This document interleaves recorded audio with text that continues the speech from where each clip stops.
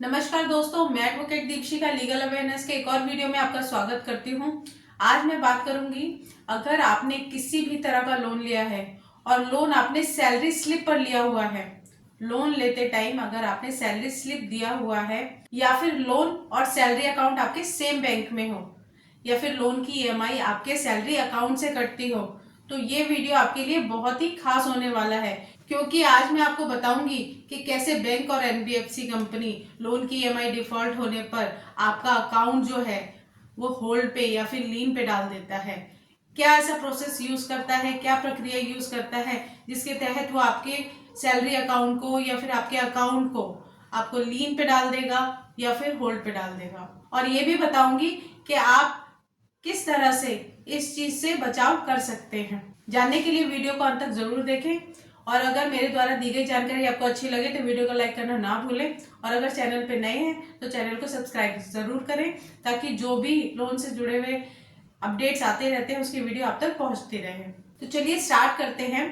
कि अगर आप भी किसी भी कारणवश लोन की ईएमआई नहीं भर पा रहे हैं या फिर लोन की ईएमआई डिफॉल्ट कर जाते हैं या फिर अपने क्रेडिट कार्ड का जो ड्यू है वो नहीं पे कर पा रहे हैं, तो ऐसे में जो बैंक है वो अपने ईएमआई या ड्यूज को रिकवर करने के लिए सैलरी अकाउंट को होल्ड करना या लीन करने की जो प्रक्रिया है बहुत ज्यादा अपना रही है। और आपको इसकी वजह से काफी परेशानियों का सामना करना पड़ता है, क्योंकि बैंक अगर आपके सैलरी अकाउंट को लीन पर या फिर होल्ड पर डालता है तो आप अपना पैसा, जितना भी अमाउंट लीन पे या होल्ड पे डाला हुआ है, वो पैसा आप अपने ही सैलरी अकाउंट से नहीं निकाल सकते हैं। और ऐसे में देखा गया है कि अगर आप अपना पैसा नहीं निकाल पाते हैं तो इससे आपको अपनी रोजमर्रा की जरूरतें पूरी कर पाना भी मुश्किल हो जाता है, और जिसके चलते आपको कई बार इतनी परेशानियों का सामना करना पड़ता है। अब बात आती है कि बैंक ऐसा क्या प्रोसीजर फॉलो करता है या कब ऐसा करता है कि आपका अकाउंट जो है वो होल्ड पे या फिर लीन पे हो जाता है। अब जैसे कि आप जब लोन लेने जाते हैं उस टाइम पे लोन का जो एग्रीमेंट है, अगर आप फिजिकली जा रहे हैं तो एग्रीमेंट पे साइन करते हैं, या फिर आप एप्लीकेशन के थ्रू लेते हैं तो ऑनलाइन भी आप जब अप्लाई करते हैं तो जो परमिशंस हैं उनको, टर्म्स एंड कंडीशंस हैं उनको आप क्लिक करते जाते हैं। और या फिर अगर आपने क्रेडिट कार्ड लिया है तो उसमें भी कई टर्म्स एंड कंडीशंस होती हैं जिसके तहत बैंक ये जो प्रोसीजर है इनको फॉलो करते हुए आपके सैलरी अकाउंट को होल्ड पे या फिर लीन पे डाल देता है। अब ऐसे में दिक्कत ये आती है कि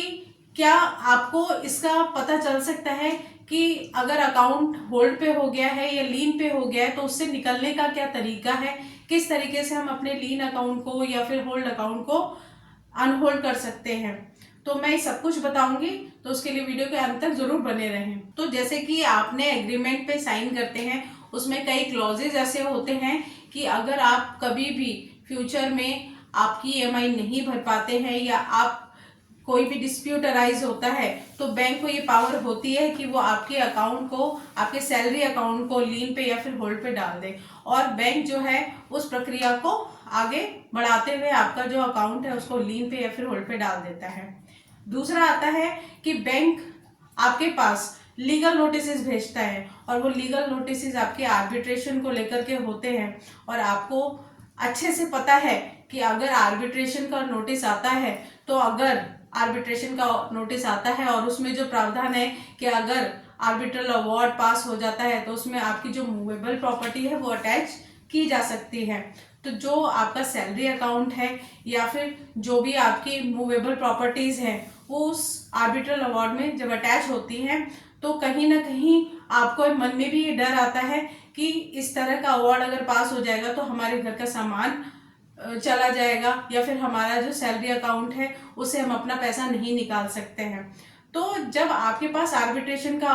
नोटिस आता है और उस टाइम पे आपको साफ साफ क्लियरली उस नोटिस में कहा जाता है कि जो भी आपका आउटस्टैंडिंग अमाउंट है वो अगर आप पे नहीं करते हैं तो section 21 arbitration of consolation act के तहत आपके जो आर्बिट्रेशन की प्रोसीडिंग है वो हम स्टार्ट कर देंगे। अब उस टाइम पे तो आप लोग सोचते हैं कि ठीक है आर्बिट्रेशन का नोटिस आया है, अब हम नहीं भी जवाब देते हैं तो कोई दिक्कत नहीं आएगी, पर शायद आपको नहीं पता कि अगर आप आर्बिट्रेशन का नोटिस का जवाब नहीं देते हैं तो कहीं ना कहीं आप अपनी कंसेंट देते हैं कि ठीक है, अगर आप आर्बिट्रेशन की प्रोसीडिंग स्टार्ट करना चाहते हैं तो हमें उसके लिए कोई ऑब्जेक्शन नहीं है और हमें कोई आपत्ति भी नहीं है। तो ऐसे में जो बैंक और एनबीएफसी कंपनीज हैं वो आर्बिट्रेशन की प्रक्रिया को आगे बढ़ा देती है। अब दिक्कत कब आती है? दिक्कत तब आती है जब आपके पास सोल आर्बिट्रेटर अपॉइंट होने के बाद सोल आर्बिट्रेटर के तहत आपके पास एक इनविटेशन आता है कि आपको इस डेट में इस समय पे पेश होना है या अपीयर होना है, या फिर कोई भी लिंक आपको दे दिया जाता है कि इस लिंक पे आप ज्वाइन कर लीजिए, ये टाइम है। तो उस टाइम पे अगर आप उस आर्बिट्रेशन की प्रोसीडिंग के साथ नहीं जाते हैं या फिर अगर आप चले जाते हैं तो क्या कुछ परेशानियां आपको उठानी पड़ती हैं। अगर आप आर्बिट्रेशन की उस प्रोसीडिंग को एक्सेप्ट करते हैं, जाते हैं, तो जो भी अवार्ड पास हो रहा है उस अवार्ड को आपको मानना पड़ता है। और आप ये बहुत अच्छे से जानते हैं कि जो भी आर्बिट्रेटर अपॉइंट होता है वो बाइस्ड होकर के कहीं ना कहीं बैंक के फेवर में ही डिसीजन देता है। आप चाहे कितनी भी दलील दे लो, चाहे कितना भी ऑब्जेक्शन कर लो, वहां पे आपकी एक भी नहीं सुनी जाती और उसको इग्नोर कर दिया जाता है। आपको करना क्या चाहिए? अब जब आर्बिट्रेशन का नोटिस आता है, आपको हमेशा मैंने कहा है कि कभी भी आर्बिट्रेशन का नोटिस आता है तो आपको कुछ नहीं करना है, सिर्फ एक ऑब्जेक्शन है, वो ऑब्जेक्शन दे देना है, जिससे अगर वो बायस्ड होकर के भी आर्बिट्रेशन की प्रोसीडिंग स्टार्ट करते हैं तो उसको नल एंड वॉइड माना जाता है। बट आप लोग आर्बिट्रेशन का ऑब्जेक्शन अगर नहीं करते हैं तो ऐसे में बैंक और एनबीएफसी कंपनी बहुत ही स्मार्टली और मनमाने तरीके से बायस्ड होकर के आगे जब प्रोसीडिंग स्टार्ट करती है, शायद बहुत सारे ऐसे व्यूअर्स हैं, सब्सक्राइबर्स हैं जिनको शायद इस बारे में पता है कि उनके पास नेक्स्ट जो इनविटेशन या फिर नोटिस आता है उसमें सेक्शन 17 के तहत आर्बिट्रेशन एंड कैंसलेशन के तहत इंटरिम मेजर्स की एप्लीकेशन लगाई होती है आर्बिट्रेटर के पास। अब आप कहेंगे कि सेक्शन 17 की जो एप्लीकेशन होती है इंटरिम मेजर की, वो आर्बिट्रेटर के पास लगाते हैं तो उसका लगाने का बैंक और एनबीएफसी को बेनिफिट क्या होता है, क्यों वो ऐसा करती है? तो जो इंटरिम मेजर होता है, इंटरिम मेजर की जो एप्लीकेशन होती है उसको लगाने से जब आर्बिट्रेशन की प्रोसीडिंग पूरी नहीं होती है उसके बीच में भी एक ऑर्डर पास होता है जिसे इंटरिम ऑर्डर बोला जाता है। और उस इंटरिम ऑर्डर में कई बार आपकी जो सैलरी अकाउंट है उसको होल्ड पे या लीन पे डाल दिया जाता है और कुछ आपकी जो प्रॉपर्टीज है, मूवेबल प्रॉपर्टीज है, उन्हें भी अटैच कर दिया जाता है। तो ऐसे में अगर आप ऑब्जेक्शन नहीं करते हैं तो उनको ऐसा करने का मौका मिल जाता है और ये मौका भी आप ही उनको देते हैं क्योंकि कंसेंट आप अपनी दे चुके हैं आर्बिट्रेटर की, आप उनको कोई ऑब्जेक्शन भी नहीं कर रहे हैं तो वो तो अपनी आर्बिट्रेशन की प्रोसीडिंग को आगे बढ़ाएंगे ही। तो मेरा यही कहना है कि अगर कभी भी आपके पास आर्बिट्रेशन का लीगल नोटिस आता है इनिशियली, आप उस टाइम पे ऑब्जेक्शन कर सकते हैं। अपॉइंटमेंट को लेकर के आता है तो आप उस पर ऑब्जेक्शन कर सकते हैं। अब बहुत सारे लोगों का ये क्वेश्चन होता है कि आर्बिट्रेशन जो है उसका हम जो रिप्लाई है या फिर ऑब्जेक्शन है उसको हम करें तो करें कैसे। अब ऑब्जेक्शन की बात जब आती है तो ऑब्जेक्शन सबसे पहला ऑब्जेक्शन होता है कि जो आर्बिट्रेशन की प्रोसीडिंग हो रही है और उसमें जो आर्बिट्रेटर अपॉइंट हो रहा है, आप उस आर्बिट्रेटर से या फिर जो भी उन्होंने लिस्ट आपके पास आर्बिट्रेटर की भेजी है उससे अपना डिस्प्यूट रिजॉल्व कराना चाहते हैं या नहीं कराना चाहते हैं। अगर आप नहीं कराना चाहते हैं तो ये भी आपका राइट है कि हम इस आर्बिट्रेटर के साथ अपनी आर्बिट्रेशन की प्रोसीडिंग नहीं कराना चाहते। तो आपका कंसेंट भी बहुत जरूरी है और इसी के लिए सुप्रीम कोर्ट का जजमेंट भी आया था कि यूनिलेटरल अपॉइंटमेंट ऑफ आर्बिट्रेटर से जो भी अवार्ड पास हुआ जाता है वो नल एंड वॉइड हो जाता है। अगर आपके पास अगर इस तरह का अवार्ड या इस तरह का कोई भी ऑर्डर पास हो जाता है तो आपको उसको अपील करना होता है और अपील करने के लिए भी आपको 30 डेज का टाइम ही मिलता है। जिस दिन भी वो ऑर्डर पास हुआ होता है उस ऑर्डर पास होने से 30 डेज के अंदर आपको वो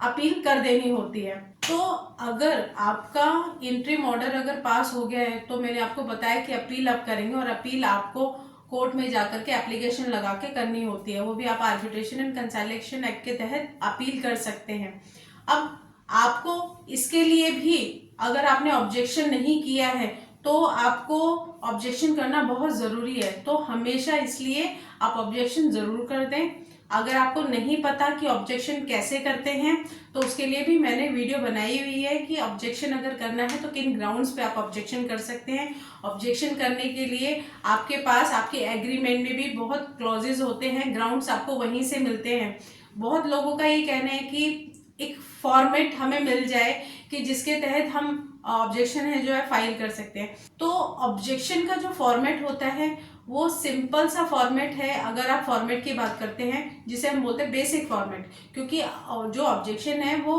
हमें बनाना पड़ता है as per your agreement, as per your loan details, as per your situation issues, तो उसके हिसाब से बनाना पड़ता है। बट अगर आप बात करेंगे कि बेसिक फॉर्मेट की कि ऑब्जेक्शन जाता कहाँ पर है, ऑब्जेक्शन आप बैंक को देते हैं, ऑब्जेक्शन आप आर्बिट्रेटर को देते हैं, या फिर ऑब्जेक्शन आप जो भी एडवोकेट के थ्रू आता है उसको देते हैं। तो ये जो 3 लोग हो गए इनको तो आप ऑब्जेक्शन देते हैं। अब बात आती है कि ऑब्जेक्शन के जो ग्राउंड्स हैं वो होते क्या क्या हैं, और जो ग्राउंड्स आपके हैं कि आर्बिट्रेटर आपकी कंसेंट से है या नहीं है, आर्बिट्रेटर की जो प्रोसीडिंग हो रही है वो किस ज्यूरिसडिक्शन में हो रही है, या किन किन रीजन से आप नहीं पे कर पा रहे हो, क्या रीजंस है जिसके चलते आप ईएमआई डिफॉल्ट कर रहे हो, या फिर जो भी आर्बिट्रेटर अपॉइंट हुआ है वो बाइस तो नहीं है। इस तरह के जो ग्राउंड्स हैं इनको ले करके आप अपना ऑब्जेक्शन फाइल कर दीजिए। अब बात आती है कि अकाउंट लीन पे अगर हो जाए, तो अगर आपका सैलरी अकाउंट है और अगर उस पर लीन लग गया है तो जितने अमाउंट का लीन लगा हुआ है उस अमाउंट को आप अपने सैलरी अकाउंट से नहीं निकाल सकते हैं। वही चीज आपकी होती है होल्ड पे, तो होल्ड पे भी जो अमाउंट आपका होल्ड पे कर दिया जाता है वो अमाउंट आप नहीं निकाल सकते हो। तो ऐसे में कहीं ना कहीं आप अपने सैलरी अकाउंट से अपना ही पैसा नहीं निकाल पाते हैं। तो जब कभी भी आपका अकाउंट लीन और होल्ड पे हो तो बैंक जा करके आप ये जाने कि किस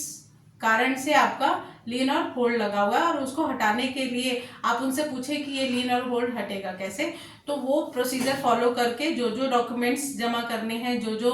आपका डिस्प्यूटेड अमाउंट है वो जमा करना है, वो दे करके आप अपना लीन होल्ड हटा सकते हैं। आज का वीडियो यहीं तक। नमस्कार।